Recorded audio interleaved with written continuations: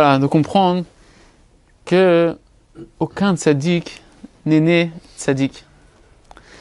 Aucun tzaddik n'est né déjà tzaddik, comme c'est marqué dans le Tiferet Israël, sauf dans la fin de la Masechet Kiddushin, sur Moshe Rabbeinu. Moshe Rabbeinu lui-même s'est ramené une histoire qui est connue, que voilà qu'il y a un roi qui a envoyé, il a envoyé le dessin du visage de Moshe Rabbeinu. Il l'a envoyé à qui? À quelqu'un qui savait lire les traits du visage. Le visage de Moshe Rabbeinu, il était envoyé à quelqu'un qui a la chokhma, qui a la sagesse, de pouvoir lire dans les lignes du visage qui se cache dans la personne. Comme c'est marqué que panim, le visage, il vient refléter le pnim. C'est les mêmes lettres que pnim, l'intériorité de la personne. Sans doute que quelqu'un, les tzadikim, quand on vient les voir, sur notre visage, ils arrivent à voir déjà tout ce qui se passe à l'intérieur de nous. Nos bons traits de caractère, nos mauvais traits de caractère, nos mitzvot, nos averot, tout est dessiné sur le visage. Et surtout, qui on est potentiellement à l'intérieur.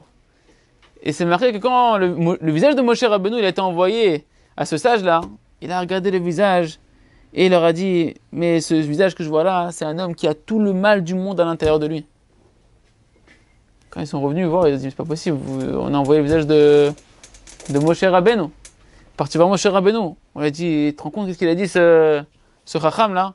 Et Moshe Rabbeinu leur a dit « Oui, c'est le Hémet. C'est le Hémet à l'intérieur de moi. Hein. J'ai grandi au début avec des midot raot, avec des mauvais désirs, avec un instinct de guerrier, un instinct de meurtrier, avec des midot raot. Mais la différence, c'est que quand on arrive à la compréhension de ce qu'il dit, le sage qui lit les lignes du visage, et de ce que nous on voit de Moshe Rabbeinu, c'est qu'entre-temps il y a eu un travail. Il y a eu le travail, les tzahakot, les cris, que Moshe Rabbeinu il a dû faire à Kadosh Baruch Hu. Comme c'est marqué que Moshe Rabbeinu, il est resté durant longtemps dans le désert avant d'avoir le dévoilement du buisson ardent. Il s'est passé énormément d'années, des dizaines d'années, où Moshe Rabbeinu, il a dû crier à Kadosh Baruch Hu. Il a dû crier de toutes ses forces pour sortir de lui, pour se débarrasser de tous ses mauvais traits de caractère jusqu'à devenir complètement pur, complètement naki, les gamrés. Et il est devenu le grand de la génération. C'est marqué aussi sur Rabbi Akiva. Rabbi Akiva, il était sonné Talmidei Chachamim. Non seulement il était à Maaretz, il connaissait rien de la Torah. Et en plus, il a hissé les Talmidei Chachamim. Et pourtant, on voit que nous, quand on voit la fin de l'histoire, pendant 40 ans, il connaît rien de la Torah. 40 ans, il a les Talmidei Chachamim. Et 40 ans après, on voit qu'il devient le Gdol, adore la racine de toute la Torah chez Béal Pé, Rabbi Akiva, qui est le grand sage de tous les sages. Et qui enseigne l'amour du prochain, qui enseigne des valeurs extraordinaires. Et pourtant, tu vois qu'initialement, il n'était pas comme ça, Rabbi Akiva. Mais qu'est-ce qu'il a fait, Rabbi Akiva? Rabbi Akiva, il a crié lui aussi à Kadosh Baruch Hu. Rabbi Akiva, il a espéré en Hachem. Il a espéré dans la Torah. Il a espéré dans les tzadikim. Et par l'espoir qu'il a eu et les cris qu'il a eu. Et ces cris-là, il faut comprendre que Rabbi nous dit, c'est pas stam des petites prières. C'est des cris comme sur sa vie. Et Rabbi Akiva, il est devenu Rabbi Akiva. Il était Akiva à la base. Il est devenu Rabbi Akiva. Kalev Ben Yefouné. Quand on voit Kalev Ben Yefouné, c'est marqué, vous savez, Kalev Ben Yefouné, c'est lui avec Yoshua qui a été envoyé dans les explorateurs. Sur les 12 qui ont été envoyés, un par tribu, il y en a 10 qui sont revenus, qui ont dit du Lashon Hara à leur niveau, si on peut appeler du Lashon Hara sur Eretz Israël. Et les seuls qui ont tenu bon, c'est Yoshua et Kalev Ben Yefouné.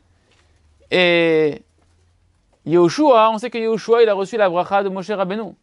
Moshe Rabbeinu, quand Moshe Rabbeinu, il a vu que les explorateurs, ils commençaient à avoir une mauvaise kavana à l'intérieur d'eux, qu'il y avait un mauvais roi, un mauvais esprit dans la raison pour laquelle on va aller explorer la terre d'Israël, il a pris son élève Yehoshua, il a commencé à le bénir, qu'Hachem il te protège, qu'Hachem il fasse que tu rentres pas dans ses discours, parce qu'il faut comprendre, quelque chose d'intéressant ici. C'était les Talmidei Chachamim Atzumim, les explorateurs. Les explorateurs, c'était pas des petits gens du Ham Israël, comme c'est marqué, c'était Anashim. Anashim, la Torah dit, à chaque fois qu'on dit Anashim, c'est des grands. C'était des grands. Donc Moshe Rabbeinu, il a vu quoi? Il a vu des géants de la Torah, des tzadikim, qui eux-mêmes, ils sont à un niveau dans leur raisonnement où il y a une erreur. Et ils savent qu'ils ont un koach, une force de la Torah, une force de parler qui est terrible. Il s'est dit, Yehoshua face à 10, dit Talmidei Chachamim, il risque même de perdre le Hémet. Parce qu'il va être face à un Hémet qui ressemble à du Hémet. Ils vont lui dire des paroles de Torah, ils vont lui faire des raisonnements de Torah. Tu comprends, Eretz Israël, c'est bien, mais c'est mieux si on est dans le désert, pour qu'on va être encore plus grand en Torah, etc. Moshe, il a protégé Yoshua. Mais maintenant, il y en a un qui n'a pas été protégé. Il l'a béni, il l'a protégé. Il y a Kalev Ben Yefouné. Kalev, lui, il n'a pas reçu la bracha de Moshe Rabbeinu. D'ailleurs, il a un plus grand srout que Yoshua. Kalev, qu'est-ce qu'il voit? Il voit Moshe Rabbeinu, il dit Moshe Rabbeinu c'est mon maître, il nous a donné la Torah. Ce qu'il dit c'est le Hémet, il dit il faut avoir confiance, on va en Eretz Israël pour explorer, mais dès qu'on va rentrer en Eretz Israël, et j'entends 10 tzadikim noraïm qui me disent que Eretz Israël c'est pas pour nous, c'est pas le moment, etc. À l'intérieur de lui, Kalev Ben Yefouné, il a senti qu'il y avait un combat terrible. Et il n'a pas envie d'échouer à sa tâche. Qu'est-ce qu'il fait? C'est marqué dans le Zohar qu'il a fait quelque chose que normalement il n'avait pas le droit de faire. Il est parti pèleriner le tombeau des Havot. Et là-bas, c'est marqué qu'à ce moment-là, c'était un endroit où on n'a pas le droit d'aller parce que c'est des endroits qui étaient habités par des... C'est des endroits qui sont dangereux. C'est comme aujourd'hui. Hein? C'est comme aujourd'hui, on n'a toujours pas le droit d'y aller. Et donc, c'est marqué dans le Zohar Parashat Shlach, Lo istakel midi. Il n'a pas trop regardé, il n'a pas trop réfléchi, est-ce que c'est dangereux, est-ce que c'est pas dangereux? Ça veut dire quoi, il n'a pas trop réfléchi? Il s'est dit maintenant, c'est une question de vie ou de mort. Si je suis en marloquette sur Moshe Rabbeinu, si je me trompe ici, je perds mon Olam Haba, je perds tout mon lien avec Kadosh Baruch Hu, je vais contre le Ratzon Kadosh Baruch Hu. Peut-être je me mets en danger d'aller sur les Kivrei Avot. Pourquoi? Parce qu'encore une fois, il y a une différence entre le danger physique et le danger spirituel. Sauf que nous, on n'a plus ce sentiment-là. Le Kalev Ben Yefouné, il s'est dit, c'est pas compliqué, c'est soit je me plante, et je tombe en marloquette contre Moshe, et peut-être que si Moshe il a tort, mais peut-être qu'il a raison, et s'il a raison, eh ben je suis en marloquette contre le Ratzon d'Hachem, et je suis complètement dans le sheker. Et qu'est-ce qu'il a fait Kalev? Kalev, ce qui est pélé, c'est que Kalev, il se met en danger. Et Zohar, il dit, il n'a pas trop regardé. Pourquoi? Zohar, il dit, parce qu'une personne qui est bédorak, une personne qui est dans la pression, elle ne regarde pas trop sur sa vie, et il est parti, et qu'est-ce qu'il a fait sur les Kivrei Avot? Vous croyez qu'il est parti faire quoi? Prendre une bracha comme ça, Stam? Et il a crié, mais non, mais Hachem, sauve-moi, éclaire-moi, donne-moi le Hémet, je veux pas mourir spirituellement, je veux pas aller dans la taout,